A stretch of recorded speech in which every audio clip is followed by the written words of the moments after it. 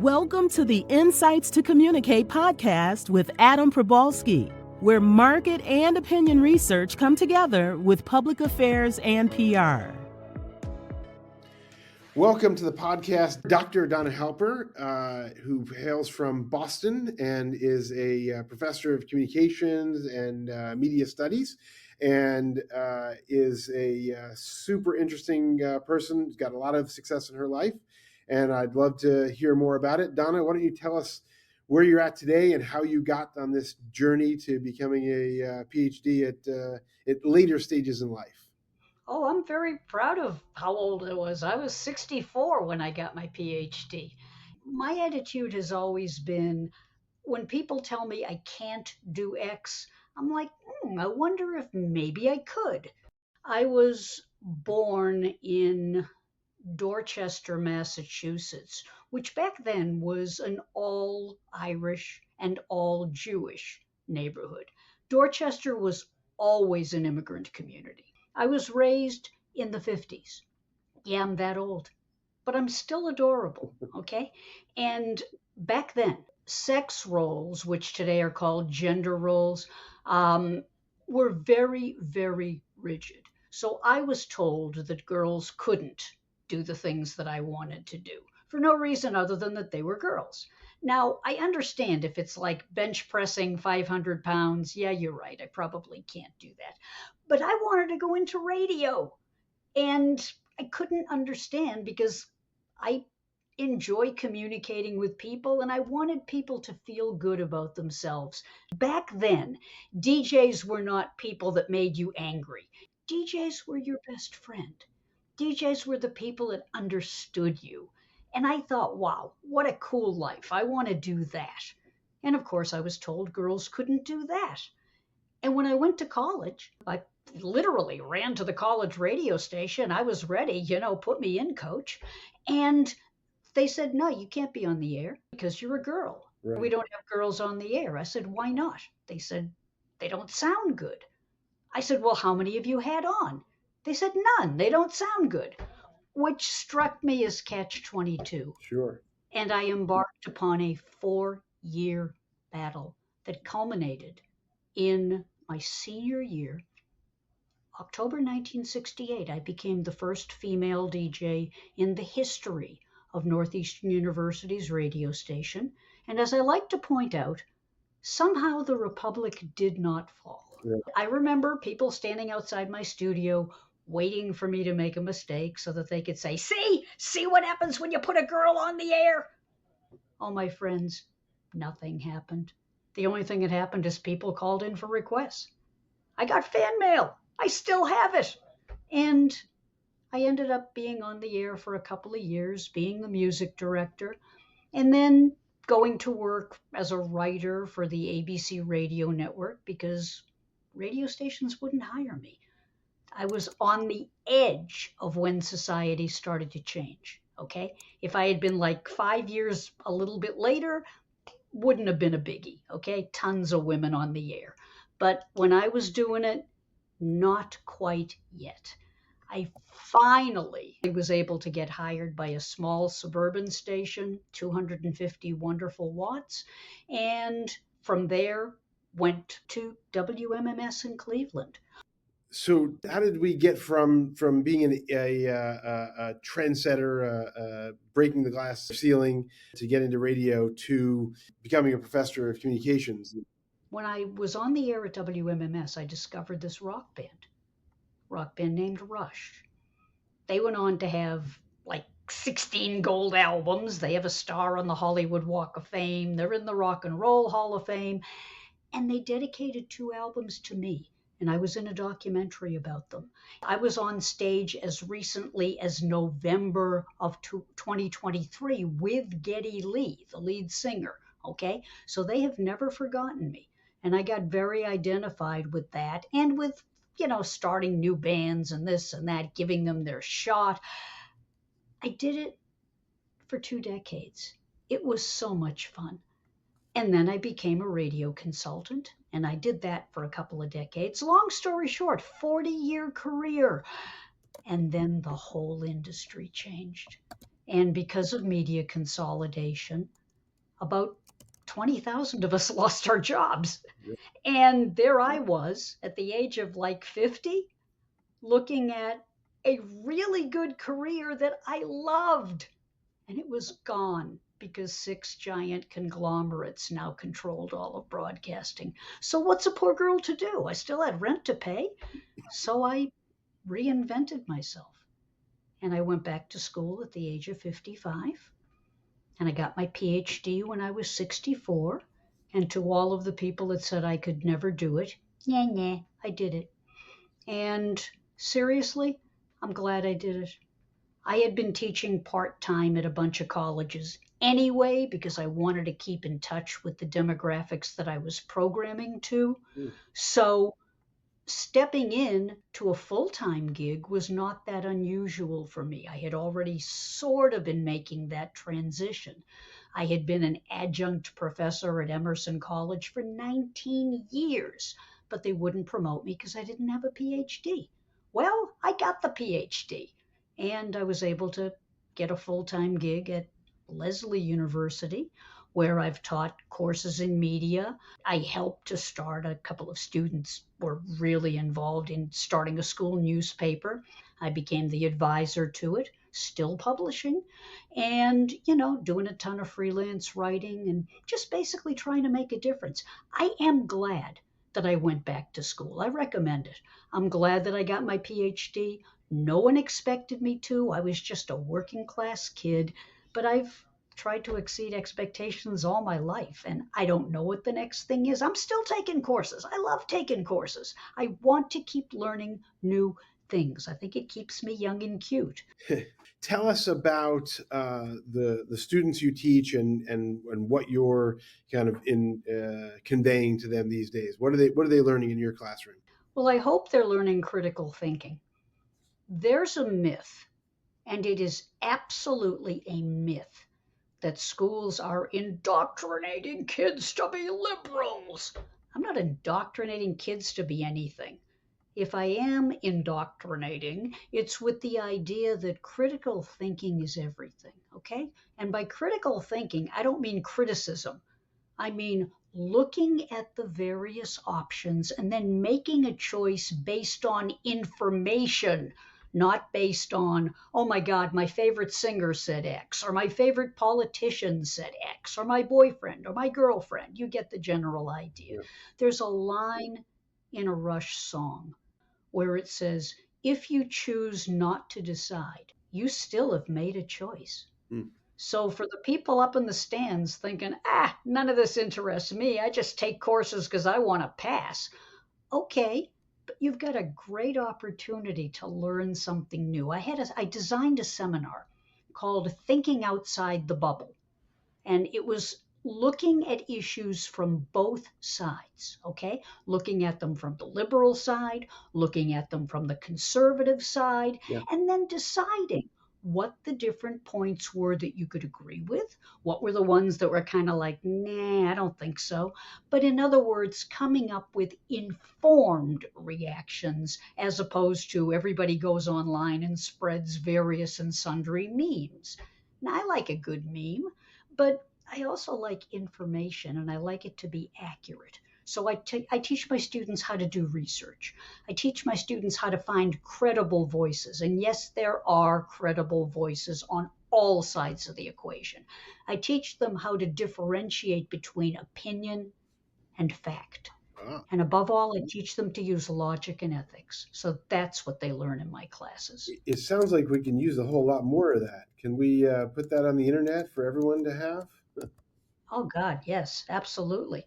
And the truth is, what is needed and wanted in education today is students that understand that there often are not easy answers. Like I can have a conversation with you and we can agree on X, but then how do you implement it? Okay, in many cases, a lot of what we want to do, like I really would like world peace. Honest to God, I would. Okay, and I would like an end to prejudice. Really, having endured anti Semitism in my lifetime, I'm not fond of prejudice. Okay, I don't care who's being discriminated against. If it could happen to them, It could happen to me, Yeah. and you're next. So I'd like to see an end to prejudice. Now, how are we going to get there? And I see a lot of speechifying, a lot of pontificating.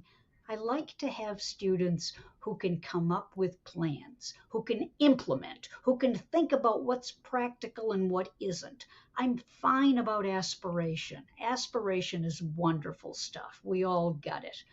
But how do you take it to the next level? Or else you're just online. You're a keyboard warrior, just huffing and puffing about all the things that are wrong in society. Right. So I don't mind activists as long as they remember ethics and as long as they remember that those people on the other side, they're human too. And don't deny them their humanity just because you disagree with them. So I'm thinking in that way. Does that make any sense? Yeah, no, for sure. So you are involved tangentially in politics because you're a member of political association. You follow. Oh, absolutely. And I teach political communication. I've taught political communication for years. Talk about political communication. There's the academic side of it, and then there's the practical side of it. Where do you come in, and how do you have that discussion with your students? I've worked for candidates, I've been involved in campaigns, and don't forget, I come from broadcasting and I come from print journalism. And I was a freelance writer for the Quincy Patriot Ledger for 3 years. I covered political campaigns, okay? And I have a blog. I blog about politics. Gets people really upset, but come on. So what gets them upset is many of my followers on social media associate me with my rock and roll days. So they want to hear me talking about rock and roll. And when I talk about politics, they're kind of like, nah, I don't want to hear about that. But I think it's important for people to hear about different points of view. And yeah, I've been involved in politics either tangentially or actively for years. And in addition to joining political organizations, I've judged the Polly Awards for the American Association of Political Consultants, been a judge for quite a few years. And like I said, I know a good meme when I see one, but I like to see candidates go beyond the talking points, okay? I'm real tired of the same old talking points over and over about the left and the right. And tell me what you're going to do to solve these problems. I mean, thank you for stirring up lots of hate. I'm just thrilled to hear it. But now what are you going to do?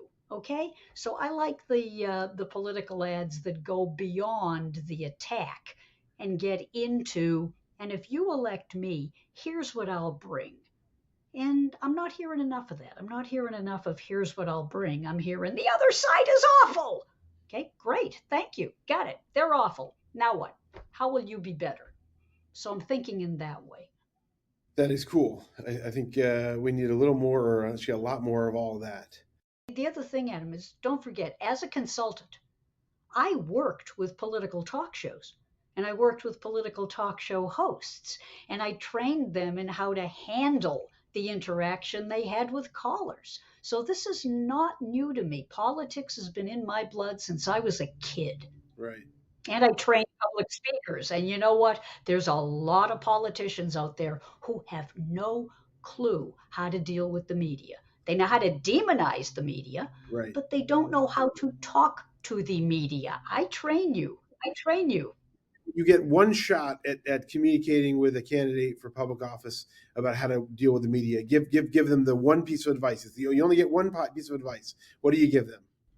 Focus on what you can do. Focus on the positives. The world is negative right now. Don't be one more negative person. Distinguish yourself by what you can get done. Okay. All right. So let's talk a little bit about your. Well, first of all, mentor. Is there someone you have to give a shout out to, a mentor, or someone kind of helped you along the way that you need to hold up high? I would love to do that, but there's too many of them. And this is going to be an odd answer. A lot of my mentors didn't know they were my mentors. They were the people that told me I couldn't do it. They were the people that told me I'd never do it. Right. Those were the people that motivated me and made me determined to show them that, oh, yes, I could. But in terms of mentors I've had over the years, oh my God, There have been so many people along the way who said to me, you know, just don't listen to the haters. Okay, just don't listen. None of them were famous, all right? In fact, a lot of people that I've worked with over the years, I haven't even kept in touch with them because it was like we worked on a campaign or we worked on a project and then we all went our separate ways. And yet each one of them is a piece of where I got to. And I'm eternally grateful, okay? I spend a lot of time, I'm a cancer survivor. It's 9 years cancer free, and I'm very grateful. I'm very grateful to my doctor. Okay. I mean, shout out to my oncologist. So I'm saying that along the way, I think you should take the time to be grateful. And I know that sounds sappy because in politics, it's like, oh, who's grateful? Yeah. Yeah, but if you treat everything like a transaction, sooner or later, that's going to bite you in the butt. Remember the people that were there for you, not just because you might need them someday, but because they may still have something they can contribute to you. So, yeah, shout out to my husband for putting up with me. And I don't mean that in a sexist way. I mean, I wasn't what he expected. Okay. When we started dating, I was not what he expected. But here we are, 38 years. Can you believe it? Beautiful. So I'm grateful to you. You're giving me the opportunity to be talking to the folks that listen to you. You didn't have to do that. I'm very grateful, and I hope that it will lead to something positive. And to all the people out there who have said something nice to me along the way when I needed it, I really appreciate it. And I hope I've told you that. But if I haven't, I appreciate it. All right, that's great. Beautiful. So, okay, before we wrap, I do want to get into your tech stack, like how you work, how you organize yourself, what kind of technology you use, what apps you use. So let's start out in the morning. You wake up. What's the first few apps that you open up on your phone? What's the first few things that you do? Well, first of all, I'm old school, so I may not go to my phone first. I may go to my desktop, which is what I'm on right now. Okay. I tend to get hundreds of emails and I answer as many of them as I can. I'm old school about courtesy. Okay. It may not be a long answer, but I will acknowledge that you got in touch and I will try to talk to you. Then, after breakfast and stuff, then I'm going to look on my phone, see if I missed anything. I'm on social media all over the place. I'm on Twitter, X, whatever you want to call it. I'm on Facebook. I'm on Instagram. I'm on Threads. If I can be somewhere blue sky, I mean, you name it. If I can be somewhere, I want to talk to people. They might hire me for something because there's a lot of things I can do for you. And B, just because I like communication. I really do. And then see if I got any messages old school because there are some older people that like to call and they still leave voicemails. Fine with me. Take people where they are. Sure. All right. And news sources. Where do you go to watch to see news, to read news? I read the Boston Globe first because it's my hometown paper. And I read it old school hard copy with my breakfast because I like to take a little time to think about stuff. You absorb stuff differently when you read it hard copy. Then I go online and I check out all the online newspapers. I read the New York Times online, the Washington Post online, Associated Press, some of the left wing sites, some of the right wing sites. I want to just see what's the state of play. Right. I read the Bulwark, okay? I read the Dispatch. I mean, if it can be read and if it's credible and political, Lincoln Project. I mean, anybody that's got some interesting perspectives about the current elections, yeah, I want to read them. Politico Boston. I read the local politics. The fact is, I love being informed. And the more information I can get, the happier I am. Do you think that's the case for most people? Based on what I'm seeing, no. But I don't want to hold myself up like, aren't I swell? I'm just going to say, if you're a candidate and you're only in that bubble where you're just seeing all the people that agree with you, boy, howdy you're going to get a shock when you go out on the trail. You're going to find people going, how come you never said any? And you're like, I had no idea people were upset about that. Yeah, because six of your friends told you everything was great, and all the sources you read tell you it's all great. That's why every day I read lefty stuff, I read righty stuff, I read centrist, even if I'm just skimming. I want to know what the state of play is and how do people think about it, because I don't know who I'm going to go to work for. And if I'm only looking at one side, I'm excluding opportunities to work for people who ethically I could support. Maybe I wouldn't vote for them necessarily, but at least ethically they're in a place that I could support. So you just never know. Yeah, make a lot of sense. All right. Last up, mantra. What's your the phrase that you use all the time? What you pass on to other people? The thing that runs through your head that kind of drives who you are. Mine comes from the Talmud, which is the commentaries on the Bible, okay? And it's from the Ethics of Our Ancestors, Pirkei Avot. It says, "You are not expected to complete the task, but neither are you expected to walk away from it." In other words, I'm not expected to get everything done, but I can't use that as an excuse to get nothing done, even if the task feels overwhelming. I've got to at least give it a shot and do my little part. Beautiful. Thank you very much, Dr. Donna Halper. Really appreciate you joining us on the podcast. Oh, my pleasure. Thank you for having me. This has been Insights to Communicate with Adam Probalski, president of the woman and Latina-owned market and opinion research firm, Probalski Research.